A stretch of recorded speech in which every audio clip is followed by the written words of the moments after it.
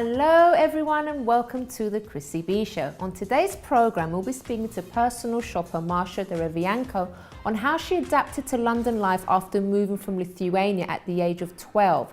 And also she'll be sharing some ideas for your Christmas shopping.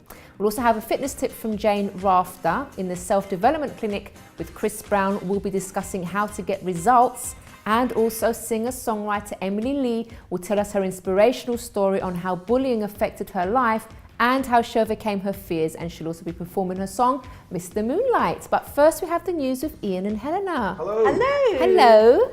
How are things? Good. How are things with you guys? Absolutely Very bouncing. well. I'm starting off tonight for a change. Are you? Wow. I know. Yeah, we always take over, don't we? I'm saying, but I think this is the most marvellous story, and it's a great Christmas story, I think, as well. A gentleman called Andrew Britton had a very rare virus, and on honeymoon, he had 6 heart attacks, and they didn't think he would survive. But you didn't expect that, did you? During his honeymoon? During his honeymoon, he had 6 heart attacks. The wedding night? Well, no, it's not what you're thinking, Chrissy. Oh no? Okay. He had a virus. Yeah. And after this happened, he had to have a heart transplant, and they said that they never thought he could have children because it apparently affected the immune system and all sorts of things. And his wife Lauren and Frank, or Andrew I should say, have just had a little baby boy for Christmas called Frank. Oh. Now, isn't that the most wonderful lovely, story to start off with? Lovely. I think it's a fabulous story, isn't it? Yeah. It is amazing that he survived. So it was amazing he survived in the first place. It was amazing that they could find a new heart for him, that he got over the virus. But And even more, they just never thought, they were told specifically they could never have children. And they had young Frank. Never say never. Yeah. Absolutely. What a lovely story. He's lovely. That Thanks for story. that. Oh. So moving on to the Duke and Duchess of Cambridge, they've had a whirlwind tour in New York. Amazing, actually. And Kate Middleton was supposed to take some time out, but she didn't. I don't know whether that's because no, I don't know whether that's because people have been saying cruel things, that she's been lazy and things, which is silly. But she kept up, and they had an amazing amount of things that they did, charity functions and things. But I always like to see what she's wearing. Slightly disappointing, I have to say, because I always want. I don't know. She's I like the bump. Yes, she is. She's hiding the royal. royal. Didn't she? Some of her outfits are. They're almost looking like Victorian black. I mean, it's quite a sort of strange look that she's going for. But she has a really nice Jenny Packham midnight blue dress on that she wore, where she looked lovely. But that again was hiding her royal baby bump, and I wanted to see it. But she's the baby bump. Yeah, I know, because it's grown and exciting. But also, it doesn't really matter because I like recycling, that's really good, but she has worn it to 2 very high-profile events before. So I think people that really avidly follow her fashion-wise were a bit disappointed. Yeah. Because I mean, it's a really big thing. It's like you if I was in her position, I wouldn't wear the same outfit twice in public. Yeah, so it's just her third time wearing it. Yeah. And the reality is as well is like everything that they do, they're so well publicised. And it's a terrific platform for young fashion designers for her to wear those clothes as well. So, it's... but not 3 times. Not 3 times. Yeah, well, not the same ones. You think there's a bit of a variety. Another thing as well, she's because one of her favourite designers is Goat, and she was wearing one of their black coats to a charity thing she went to, which is quite funny. This is another little bit of story.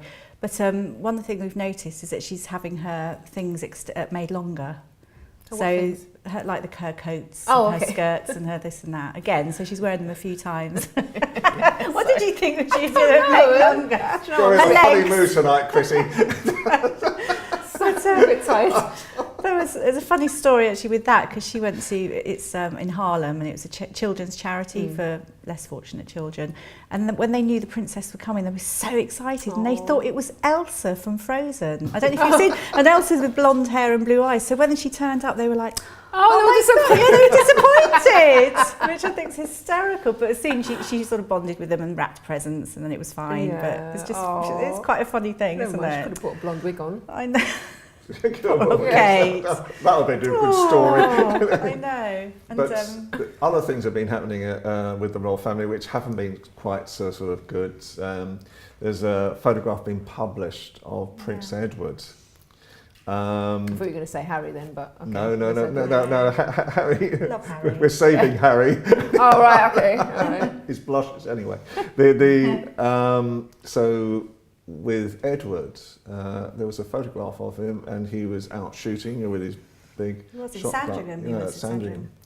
And from the photograph, it looks like he's pointing the gun straight at his son. James. Yeah. No. And it's a big no-no. You don't point in the same direction. Absolutely. I mean, I do think it was taken from afar, so it looked like he was, but still, the child could have You jumped up or anything. You don't do it anywhere near, I mean, it's one of the... And he should know better. I as used well, to go being brought shooting up. with my dad as a child, and he always, first of all, he always had the shotgun sort of, what's it called? Yeah. I'm done. Yes. But then he, even like that, he always used to make us walk behind him. Yeah. We were never allowed to walk in front of him. Complete Even though he'd give us a protocol. shotgun anyway to have a go afterwards Yeah. under his careful supervision. But No, absolutely. Yeah. But there he is. That's bad. That's very Being bad. reprimanded. He's going to feel so silly because he knows. you just don't know, because you could just trip and just like the Uh, gun could go off. It's absolutely, so easy anything to can happen. happen. And his son could have done anything, just jumped or did something silly. Gosh. Yeah. Anyway, so that's one of those Naughty, funny naughty. ones. So Naughty. that caused issues this week. Yeah. So royalty of the movies, Dame Judi Dench, and I was about to say Helen Mirren, but it's not, it's Maggie Smith. Both turned 80, which is very they? exciting. Yeah. No. Wow. And they both shared a dressing room 60 years ago. So their careers really have mirrored each That's other. nice. It's lovely, isn't it? 80, I can't believe It's so it. good that they're still doing stuff I at that know, age. Really. fantastic. And really lovely as well that Dame Judi Dench has found love again at 80, again, which is just beautiful. See, it's never too late. Never too late. And Yeah. she didn't think it would ever happen because she sadly lost Michael Williams, her husband, years ago to cancer. So she didn't think she'd ever meet anyone. And she's actually met her next door neighbour, who's a conservationist. And they're just, Oh, yeah, that's so lovely. it's just So nice. perfect. So that's really exciting. Yeah, it is. How old is he? He's younger. I thought you were going to say that. He's younger, yeah. Look good together. Oh. They're very in love. She was also talking recently about how she was she couldn't stop sobbing after she heard that M, in other words, her sort of her person in the Bond movies was being killed off in the last movie. She wanted to continue And being apparently she was unconsolable, she says, afterwards. Serious? Yeah, because she absolutely loved that sort of particular role as well. But anyway, happier things. Nicole Scherzinger is opening up in Cats this week. And she plays one of the she plays. I thought you were going to invite her on the show. Grisabella. She'll come soon, but she's just got to go through this in Cats. But she's playing Grisabella, so that's Andrew Lloyd Webber's Cats at the London Palladium, and got a huge standing ovation. She looks amazing, and I'm sure, I haven't seen it, but I'm sure she's brilliant. Yeah. She's a talented singer, isn't she, and dancer. Yeah. So that's exciting. And very confident. Yeah. Yeah. Fantastic. And there was this wonderful picture with her and I forgot Lewis Hamilton. Lewis Hamilton. Her fiancé. Yep. Looking great. Yep. Grand Prix winner. Absolutely. Do you just want to do the news? I'm just giving him some prompts. I open my mouth and she says the words. It's the perfect combination we find these days. She's like a ventriloquist. Oh. Do you notice that her hand's up my back? So what you were saying, sorry. No, we just Forgot said it. now. No, moving on. This is completely different, something that actually I'm quite excited about because I love nature and gardens. But there's a show coming on which is on Buckingham Palace Gardens and showing, what they do throughout the year, throughout the seasons. And it just reminds me of The Secret Garden. Reminds me of when I was younger. Just, lovely, big high walls and trees and flowers. But it's Royal Historian Dr. Lucy Worsley, one of our fellow colleagues, and Alan Titchmarsh, and they're going round, so you find out all the tricks of the trade, should I say, or tips. And they use garlic spray, bees and magic manure. So everything's very healthy. Magic manure? Yeah, so there's no artificial magic manure. We'll find out. But we're not going to go too deeply into that. So I'm just picking up on useless bits of information, aren't I? Sorry. But But there's it no is very artificial royal things. magic manure. All right, okay. It is. Let's leave it at that point. We're going to go to a break. Guys, thank you so much for coming on, No and we'll problem see at you all. again next time on the Yes, show. Thank you. Well, do Thank stay you. tuned, because in the next part I'll be speaking to personal shopper Marsha Derevianko all about her story.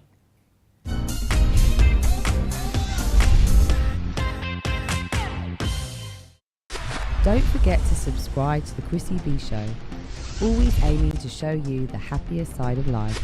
You can find us on YouTube, Facebook and Twitter.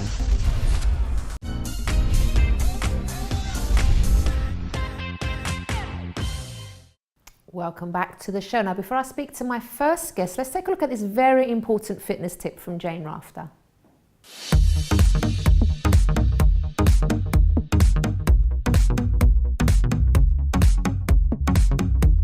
Hi everybody, I want to talk to you today about alcohol. So as you all know, it's fine to have a little drink sometimes, but you know, we talk about units and it's not always obvious how much you're having and how much you ought to have. So the general guidelines, the government guidelines, are that men should have 21 units a week and no more, not should have no more than 21 units a week. And for women it's 14. And they say that obviously that should be spread out. So you know, the binge drinking, well, I'll save all my units for Friday night, that's a no-no. You don't do that, it's spread out.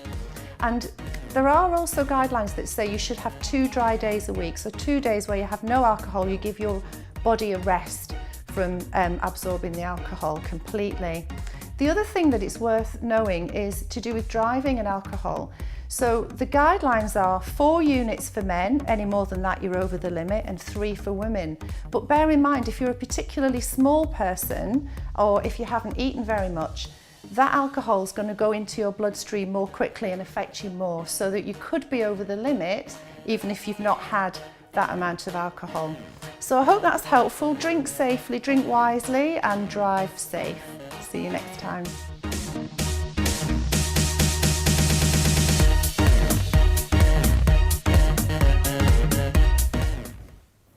Thank you very much, Jane. So now we're going to speak to Marsha Derevianko. Hello. Did I say that right? Yes, you Yay. did. I Thank you practiced for a bit. So Marsha, you do have quite a story to tell, and I'm hoping we're going to have enough time to get to the personal shopping stuff, because we also want to help you guys that are a bit stuck with Christmas gifts for people. But let's find out about you first. So you're from Lithuania. Yes. What was life like growing up there for you? Lithuania was really lovely. I mean, it's a fairly small village where I was born and raised. It's not a village actually, it's more of a town. But you know, it's got beautiful lakes and beautiful agriculture, organic food. Oh, you know, we had both of my parents are engineers, so we had a very comfortable life. So you know, everything was given really. I never lacked anything and never really experienced any hardship when I was in Lithuania. Wow, sounds like a dream. Well, we did live in a little bubble. Okay, but then things turned to a bit of a nightmare, didn't they? For you? Yeah, well, we decided to, my mum actually met and fell in love with a Yorkshire man, and it was basically either we were to stay in Lithuania and for the Yorkshire man who lived in London to move over to England, or whether us to go to England. And my mum decided that it would be better that we moved to England because it would be better opportunities for us, and yeah, so we decided to move to England. And it was lovely for you? Well, not so much, because I didn't know pretty much a word of English. It was very basic, so mother, father, hello, bye, you know. So how old were you when you 12. You were 12. Yeah, Wow. so it was a bit That's of a hard age anyway, isn't it? Yes, of to course. It's, you know, teenage years, and I had to leave pretty much everything that I knew and move to England. And it was hard because, you know, finding a school to go to and being accepted, you know, not speaking the language at all. So it was pretty difficult, yeah. Were kids quite mean to you? Yeah, I did get bullied in the first years of being in England, you know, various things happened in school, and I just didn't have anybody even, you know, who spoke Russian in my school to speak to or to kind of comfort with. Lonely Yeah, then. yeah, lonely, and also just when you just get ripped out of everything that you know, I didn't have none of my friends around me, none of my family other than my mum and my brother. Did you try to fit in? Yeah, I did, and I guess that's when one of the sort of the more popular girls in school took me under her wing, and she kind of felt really sorry for me, you know, and that's when everything started to, I really tried to fit in and kind of be accepted and be liked by the boys, and you know, just did anything to be accepted and to not be that kind of outcast who stood out. And yeah, I didn't like being bullied, and it just felt horrible, you know, when it's But you learned to be hard. yourself in the end, didn't you? Because obviously when you were under that person's wing, you weren't being you. No. So that obviously leads people to be unhappy as well. Yeah. But then when you finally sort of broke out of that and you became your own person and you became confident, that's when things changed for you, didn't it? Yeah, I guess it did take for me to kind of leave that group of people that I was surrounded with, and you know, just changing of friends and growing up. And then I was introduced to self-development actually at the age of 18 by my mother, after going through a really tough breakup. And I think self-development has, you know, and the courses and stuff has really helped me to come out of my shell and actually just be myself and be absolutely fine with who I am, and really express that. And I think that's really important. So now you've become a personal shopper. Yes. Why that in particular? Why did you choose that? I think, you know, since I have been discovering myself, you know, from the age of probably 18, and it's always, you know, you always evolve and you're always kind of discovering things about yourself. So I think personal shopper was something that I wanted to do, something that I really enjoy. So obviously I love shopping. Many people do. So let's make it a career. Yes, exactly. Why not? You know, and I've always advised my friends and things when we go shopping, what suits them, you know, what should they try and stuff. So, and I'm really fabulous at decluttering. So I love decluttering my own house or people's houses. So it's like, it just all kind of fitted in. And yeah, I became a personal shopper. So Marsha, shall we help the viewers then? Because obviously there's a lot of people in dilemmas at the moment because they don't know what to get these people for Christmas. So what would you say are sort of maybe ideal Christmas gifts that you can get for maybe females, for example, that are safe, that you're going to be okay with if you don't really know what to get? Well, I think in terms of, you know, it does depend on a person, and you know, I think shopping for somebody is very personal, but I think we'll stick to classics and things that will, you know, suit majority of people. So when it comes to women, I would say, you know, something under £50, it would be getting a Chanel compact mirror, for example, for £26 from, you know, just various places. And then I also have a cashmere jumper. Is also very timeless, and you can wear it in spring, winter. You know, those you can get also from, you know, like H&M for under £50 with really nice bright colours. And I think that's a nice little gift. That's you know, it's classic and it's timeless. Cashmere, every woman loves cashmere. So, and another thing is also experiences. Some women are not very you know, sort of materialistic. So I think getting an experience such as, like, for example, a pamper day with champagne lunch for two. Oh, I'd love that. With virgin experiences. Yeah, lovely. Hint, hint. Everybody. Yeah, so that's also £49 from Virgin Experiences, as well as personal shopping as well. You can get for, you know, you can buy a voucher for personal shopping, and then you know, get one of the women in your life to go and get a personal shopper, and then obviously, you know, spend that £50 towards that, or however much you want to put on a voucher. Yeah. Okay. Yeah. So, and also the timeless Swarovski crystal pen that you can get in rose gold, the silver and the gold. I have one. I love it. It's beautiful. I love them. I just love writing in my diary. Yeah. My to-do list.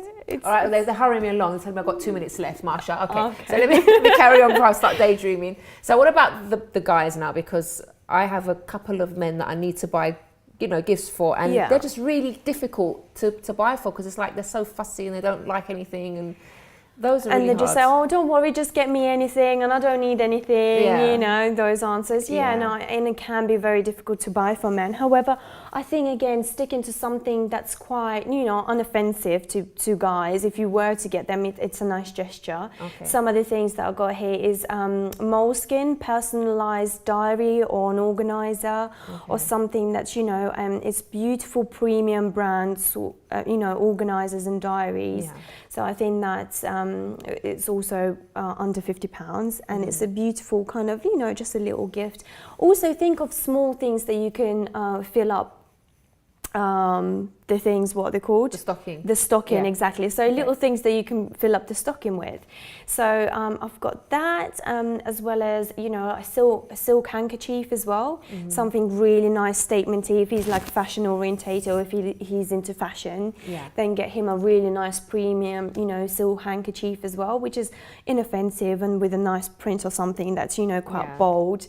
And he'll be like, oh, where did you get that from? Okay. That's quite nice. And also I've got an experience again. So many men love supercars. They love their fast and furious things.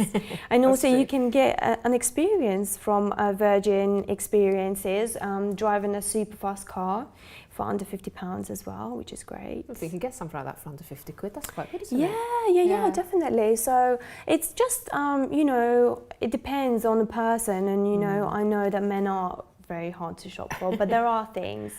Okay, Marsha, we've run out of time. Oh, no. But thank you so much for sharing your story with us, first of all, and also for the tips for Christmas gifts. Thank you really for helpful. having me. Thank you. Alrighty, so do stay tuned, because after the break, we were talking about self-development earlier, and we have our self-development clinic with Chris Browne after this.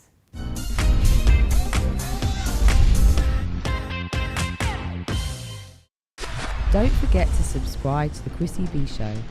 Always aiming to show you the happier side of life. You can find us on YouTube, Facebook and Twitter.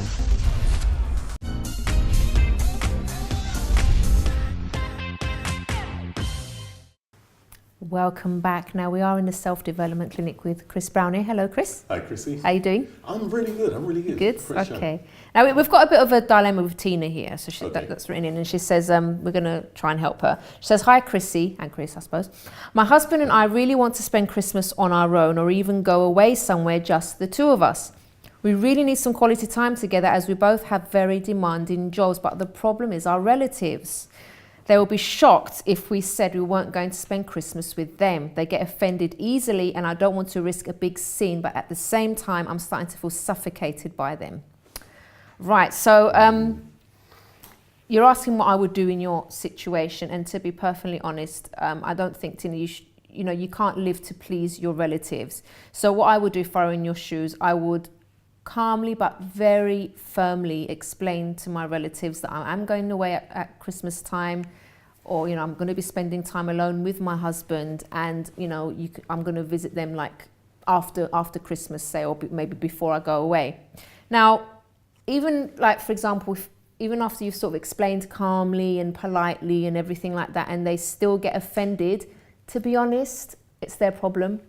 Because at the end of the day, I would prioritize my marriage, my relationship. And if you guys have, you've got demanding jobs and you haven't, had time to spend much time together, you need that time together. That has to be a priority, no matter what relatives say. And I'm quite, what's the word?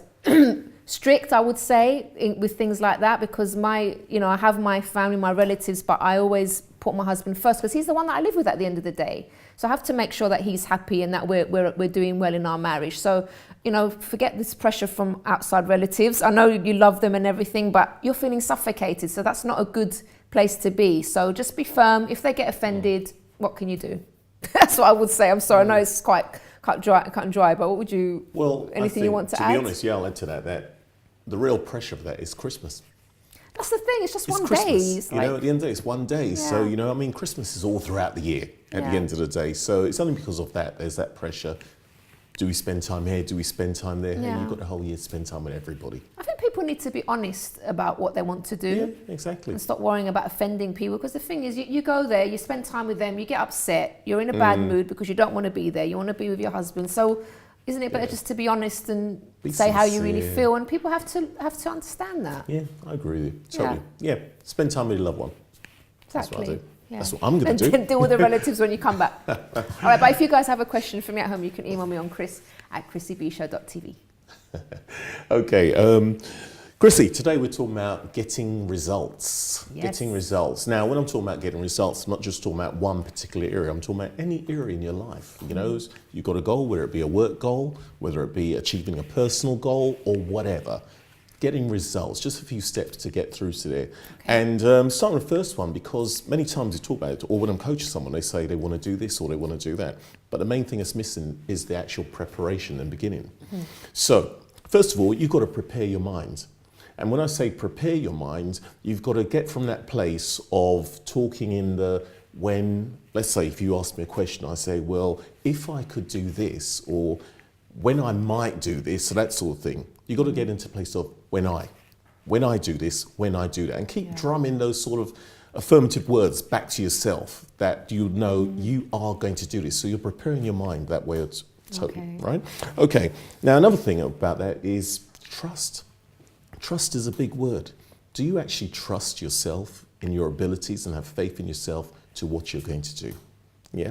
Now, that goes back to number one, but it hits on number two. It's totally different. Because to actually trust your own abilities to say, well, I'm ready to do this, and this is what I'm about to do because I need this result at the end. You will get up and do it. So you're preparing one into two already. Yeah. Now, it's really important because sometimes we lack that trust in ourselves. Why? Because we spend a lot of time thinking about the times we messed up, or we're apprehensive in playing in our mind ahead. What if we do mess up? So if I'm going to mess up, then why do it anyway? So we're sending messages to our body, to our mind saying, I can't do that. So you've got to have a bit of faith in yourself in what you're doing. That's the thing, because if, for example, you have a really close friend and that person says to you, I'm going to try this, you wouldn't say to your friend, well, you messed up so many times, so why are you trying again? You would never say that if you're a good friend, that is, you're not toxic. You would never ever say that to a friend, so why say it to yourself? Yes, exactly. You've got to encourage us the same way you would encourage someone that's close to you. You need to encourage yourself as well. Yeah, you can do it. Yeah, go for it. Doesn't matter what's happened before. Yeah, exactly. Yeah. And think about that. You just said it. Why do we speak to ourselves that way? You know, when you wouldn't let somebody else do that to you, you know, but we do it. You know, we give that permission to do that. It's not good. It's not good at all. Let's go for another one. Yeah. Here we go. Actions, not results. Right? Actions, not results. And now that kind of goes away from what I usually say, the end vision, the end goal. I'm actually saying the other way around this time, because sometimes we spend a lot of time focusing on that, but it's the actual action that you actually do will bring the results. So set an action, something that you've got to do every day towards what you are doing. Then you can actually enjoy those results. Right? Now, when I say that, I would actually say this as well. I always go back to that. Write it down. What actions do I have to do? Yeah. Plan the day. Plan it the night before. What action will I take to actually get that end result? But just work on it bit by bit by bit. You know, it's really amazing because you look at ants, and I talked about this before, and they build these amazing mounds which have central, air conditioning. I was going to say central heating. Got central electricians in there and everything. No, they got this intricate air conditioning and everything, and they build it bit by bit by bit by bit. But by the end of it, it's amazing. It's the same thing we could learn from that in how you actually treat yourself. Work at it bit by bit. Don't jump for the big chunks and disappoint yourself. Yeah. But do have that end vision still, right? And overall, to have the things you never had, as I always say, you've got to do the things you've never done. Yeah. So you messed up before. You've learned from how you messed up, and now you've got to try it in a different way. Or if you haven't messed up before and you've just been plodding along, you need to actually speed up. Do it in a different way, different angle. In fact, model somebody else who's actually done it already. Find out what they did, ask questions. So to have the things you never had, got to do the things you never done. Overall, celebrate your vision at the end of the day, right? Now, there's where you do go to the end vision. How are you going to celebrate yourself for what you're about to achieve? So you're saying it's for us to celebrate before we achieve it? In your mind, you've got it. No, but celebrate it on yourself now before you've actually achieved it. Yes, because you've actually... Because that means you believe that you're going to do it. Thank you. Exactly. Okay. So in doing that, that's going to motivate you to actually hit that target. That is faith. It's the one ultimate that you really need. The faith to actually go ahead, believe you're going to do it. You're always going to get somebody or someone's going to say, you sure you're going to do that? Or you sure that's right? Forget it. Tunnel vision. You know when horses have blinkers in their eyes when they're going to race, you've got to have that kind of mind like that. Yeah. You want to see that end result? Go for it, all the way. I mean, I just want to sort of maybe elaborate on the point about you need to do something different to get a different result, because that takes coming out of our comfort zone. And it does. People are, in general, us human beings, we're quite reluctant to do that because comfort zone is comfortable. You know, you sit back, you relax, you know, it's nothing scary, nothing to make you nervous. But that's where, you know, people get stuck and they can't move on. They don't see any changes in their lives. So even though it's uncomfortable to maybe do things that you haven't done, you know, you're not sure, but that's the only way that things are going to change for you. You have to do something, because, you know, if you've been doing the same thing year in, year out and nothing's happened, that's a big hint that you need to do something differently. Same result. Yeah. And you think about it, we're going into a new year now. You don't want to repeat what you had last year or be at the same stage in any way. You know, I spoke about this last time. It's called amygdala, a little sort of acorn bit inside the brain that actually says, I need to keep you safe. So don't do anything that's going to damage you. So what happens? Your brain says in that bit that you can't do anything. So what you got to do is get it to adjust to it. So you do it bit by bit. Take it out. Well, it'll all be over then.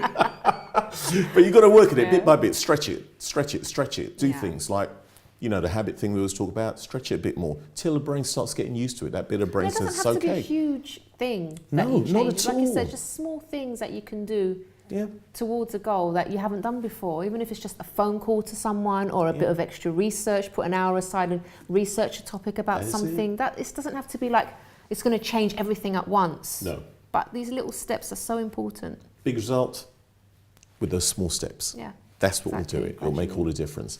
Brilliant.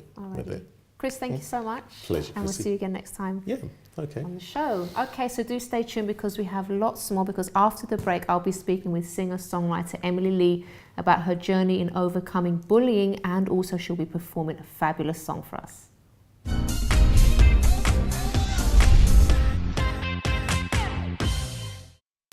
Don't forget to subscribe to the Chrissy B Show, always aiming to show you the happier side of life.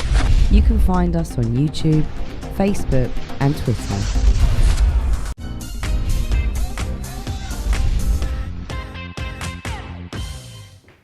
Welcome back. So now I'm delighted to welcome Emily Lee to the show. Hello, Emily. Hi, hello. How are you, sweetheart? I'm good, thank you. Thanks for inviting me on. Thank you. No problem at all. So, Emily, I want to talk a bit about your background first of all, because you had a very hard time growing up, didn't you? Yeah. Can you tell us about that? It was just a very challenging upbringing. My dad left when I was really young, and my mother never really handled it very well since I was 5, and we have a lot of mental health in our family, and she obviously found it really hard and didn't really get a lot of support. So obviously as a child, you're just trying your best to just kind of carry on with daily life and trying to keep positive and, you know, and try and keep your life going. But obviously it's hard when, you know, the person that's there for you is not, you know, really there for you. So yeah. Okay. How was that making you feel though? Because you said you tried to keep quite positive, but what were some of sort of the most difficult moments, and how did you kind of get past that? Probably the most difficult moments is obviously feeling like your mother doesn't want you around, because I have, you know, siblings as well, and we always felt that we were always a nuisance, always like in the way, because you know, we weren't the focal part of my mother's life, and that happens, you know, sometimes in some families. And it was actually the birth of my youngest brother when I was 11 that really made me feel a lot more positive about my life, because he was just a brand new. He's my little boy. I love him. He's 16 now, but he really gave me a reason to kind of be positive and good, because he's a fresh. It's like he was a wonderful ray of light in a room of dark. He was just great, because even in all the chaos with everything that's going on with Mum, and he was just great. So from a really early age, I learned how to kind of there's always something worth. But did you were you quite understanding of your mum's condition? We didn't really understand, you didn't understand it. We didn't understand any of it. We just knew that she got sick sometimes, and sometimes she was fine, and sometimes she wasn't. And it just it became part of the fluctuation between that. Just became natural, and you just had to be ready for anything that came. Because while you're talking, I'm just remembering myself, because when I was going through depression and all that stuff that I've told you guys about, panic attacks, it's like I loved my family so much, but it's like I can't explain. It's really hard to explain. You can't sort of have a close relationship with them, because you can't. As much as I wanted to, but a hug would be painful. I couldn't get close to them, and it's like it seemed as though I didn't love them, and it seemed as though I didn't care, but I was just trying to, in a way, protect them. And also because it hurt me so much, seeing them upset that I was in the condition that I was in. It was making things worse for me. So I'm sure, you know, it wasn't because she didn't love you or anything. It's just when people go through like these mental health issues, it's really debilitating sometimes, and it affects your relationship, doesn't it? Absolutely. I mean, that's one thing about hugging, is that the greatest and saddest thing about hugging is that the hug has to end. You know, and that's probably why people don't want to get close, and people don't want to open up, because you're opening up to hope, but you're also opening up to hurt. Yeah, that's right. It's two doors that are open on either side of the room, so and you've got to keep them both open at all times, otherwise you can't grow, you can't learn. But you managed to keep yourself positive, despite everything that was going on at home. Yes. So when did you start getting into your music? I picked up a little toy guitar in 2010, and I was awful. It was so bad, and I don't know what spurred me to do it. I think I was staying with people, and they didn't have a TV, I didn't have a laptop, I had nothing. I didn't have, you know, iPhones weren't really around in 2010, and I just picked one up and was tinkering on it, but I never took it seriously. And in 2011, I was in a really low point. I kind of stopped doing what I was, my hobbies, and I kind of just went into a rut. I was working in just a bar, and I wasn't really doing anything with my life. And I just had a moment where I just thought, I want to do something worthwhile with my life. I want to do something that is, you know, I've always wanted to do and never had the courage. What would I want to do with my life if it was ending tomorrow? I don't know what, you know, it was just a moment of clarity, and I just started writing songs, and I couldn't play guitar, so I got this friend I had to play.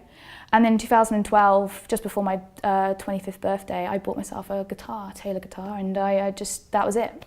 Now, I saw you rehearsing earlier, and I was quite amazed that you were playing the guitar and the harmonica at the same time. That was hard, man. That was hard. Like, you're going to see that in just a moment, by the way. It was so hard when I first started. I was like, how does anyone do this? Like, but I'm a huge fan of people like Neil Young and anyone who can play harmonica and play guitar. That was and amazing. It's great. It's so much fun. I just thought I have to learn how to do that, and I'm not even that great, but I do practice. Well, I think you're great, because I was watching you earlier, so I thought, wow. I was like, thanks. Yeah, I'm not quite, you know, at the standard I'd like to be, but that's why I always play. You're still working on it. Yeah. And what about, how are things going with your music and your writing and everything? What are your future plans? Oh, I am having so much fun writing, and for the last year and a half, I was working on some tracks with some amazing musicians in the UK. Like, they've both worked with huge people, and the fact that they liked my songs enough to be on it, because I did email them all, like these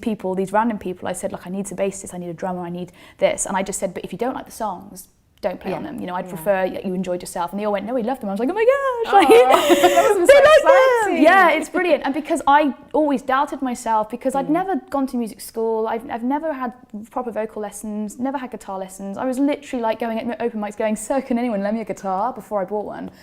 And it was great. And it's nice to never, it's what Chris was saying about how it's not about thinking about it, it's doing it. It's just doing it, doing the action. And I remember that I read somewhere, the fear will never go away as long as you keep growing.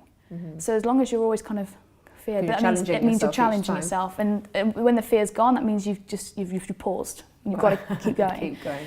So, Emma, it's lovely speaking to you. We're going to see you performing in just a moment. Okay. All right, so I'm just going to wrap up the show, and then the viewers will get a lovely treat from you, because you're going to be seeing a guitar and a harmonica being played at the same time. Thank you, darling. All righty, so we have reached the end of today's programme. So if you want more information about our guests today, you can visit the website chrissybshow.tv, and if you'd like to email me, you can do so on chris@chrissybshow.tv. But now let's go to Emily with Mr Moonlight.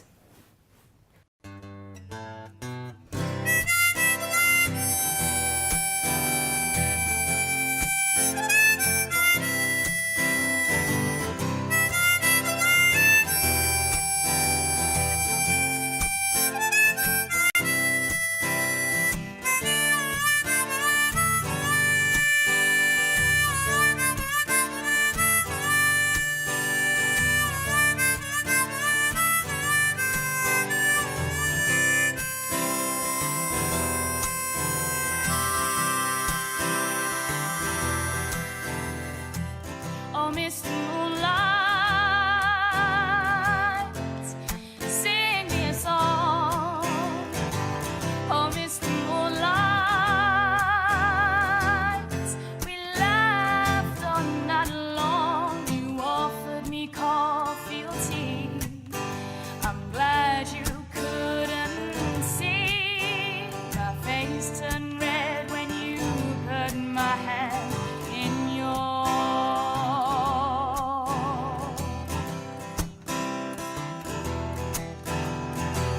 Oh, Mr. Moonlight, you brushed my cheek. Oh, Mr. Moonlight, I wish I could keep that look in your eyes when you stare, almost like you really care, like I'm beautiful with or without my flaws.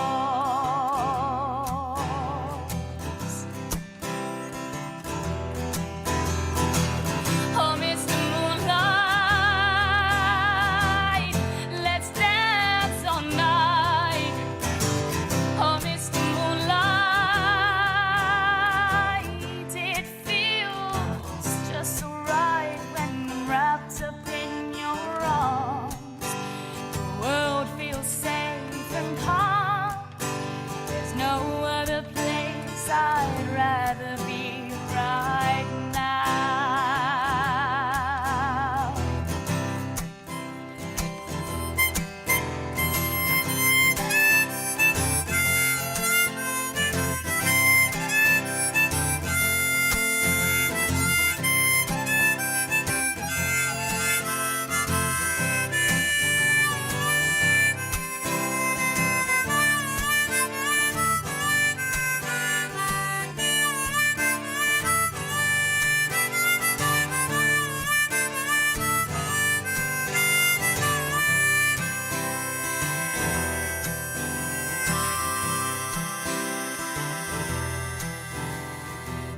Oh, Mr. Moonlight,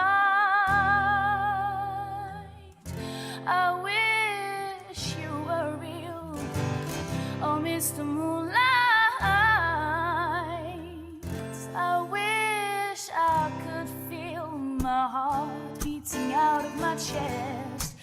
You only feel that when you're blessed, but I guess you'll stay in my dreams for now. I guess you'll stay in my dreams for now. I guess you'll stay in my dreams for now.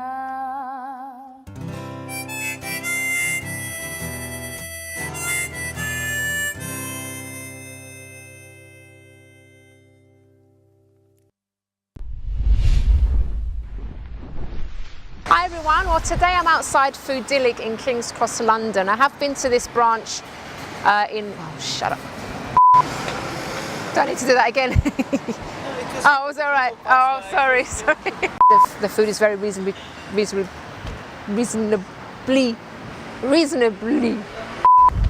That's really close. Yeah. Does it have to be so close? Now the one in Brighton was absolutely amazing. The food was lovely. So we decided to come and check this one out too. Want to eat well if they want to. We'll do it again.